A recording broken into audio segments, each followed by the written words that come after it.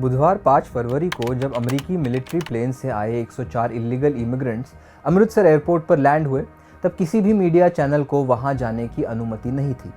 यहां तक कि एक तस्वीर भी उन लोगों की नहीं बाहर आ सकी।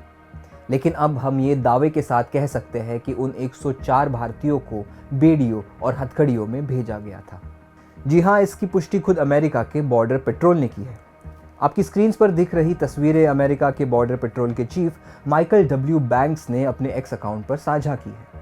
कल हमारी रिपोर्ट में मैंने कहा था कि भारतीयों की हथकड़ियों में होने की पुष्टि हम नहीं कर सकते, लेकिन अब ये साफ हो गया कि भारतीयों को भी उसी तरीके से भेजा गया था जैसे अन्य देशों के इलीगल माइग्रेंट्स को। सवाल यहाँ ये नहीं है कि अमेरिका ने उन लोगों को बेड़ियों में क्यों भेजा।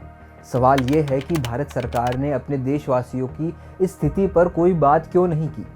जैसे कोलंबिया के राष्ट्रपति ने अपने देशवासियों को लाने के लिए एक प्राइवेट जहाज भेजा, वैसे ही भारत सरकार भेज क्यों नहीं सकी। द वायर की कुसुम अरोरा ने भारत लौटे कुछ लोगों से बात की। अमेरिका से लौटे हरविंदर सिंह ने बताया कि उन्हें 40 घंटों तक बेड़ियों में बांध कर रखा गया था। टॉयलेट भी जाने की अनुमति नहीं थी और ये भी नहीं बताया गया कि उन्हें डिपोर्ट किया जा रहा है। उसी रिपोर्ट में हमें ये पता लगा कि निर्वासित लोगों में एक माँ बेटा भी शामिल था, जिन्होंने कथित तौर पर डंकी मार्ग से अमेरिका पहुंचने के लिए 1.5 करोड़ रुपए खर्च किए थे। उन्होंने अपने पति से मिलने के लिए ये जोखिम उठाया था, जो पिछले कुछ वर्षों से अमेरिका में है। मीडिया रिपोर्ट से मालूम होता है कि डिपोर्टेशन का ये सिलसिला आगे भी चलता रहेगा। खबर है कि 18,000 इलीगल माइग्रेंट्स को अमेरिका भारत भेजने की तैयारी में है।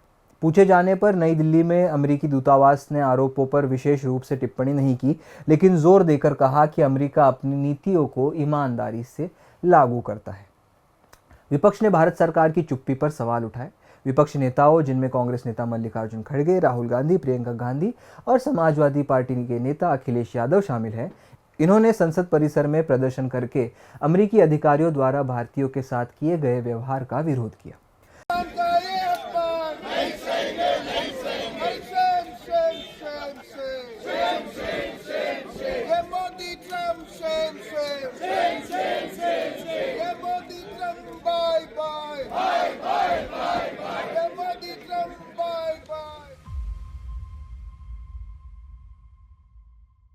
कुछ विपक्षी नेताओं ने हथकड़ी पहनकर विरोध प्रदर्शन किया।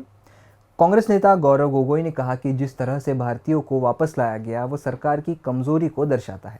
उन्होंने संसद परिसर में संवाददाताओं से कहा कि जिस तरह से महिलाओं के साथ व्यवहार किया गया और उन्हें अपराधियों की तरह हथकड़ी लगाकर वापस लाया गया, हमें देश का अपमान बर्दाश्त नहीं करना चाहिए। उन्होंने आरोप लगाया कि प्रधानमंत्री नरेंद्र मोदी के लिए देश की प्रतिष्ठा से ज़्यादा उनकी व्यक्तिगत छवि महत्वपूर्ण है। उन्होंने ये भी कहा कि ये एक काला दिन है भारत के लिए और प्रधानमंत्री चुप है। अमेरिकी अधिकारियों द्वारा जिस तरह से निर्वासन किया गया वह निंदनीय है और अस्वीकार्य है। इन लोगों को हथकड़ी लगाकर अमेरिकी सैन्य विमान में लंबी यात्रा के लिए प्रतिबंधित कर दिया गया था, ऐसा भी इन्होंने कहा।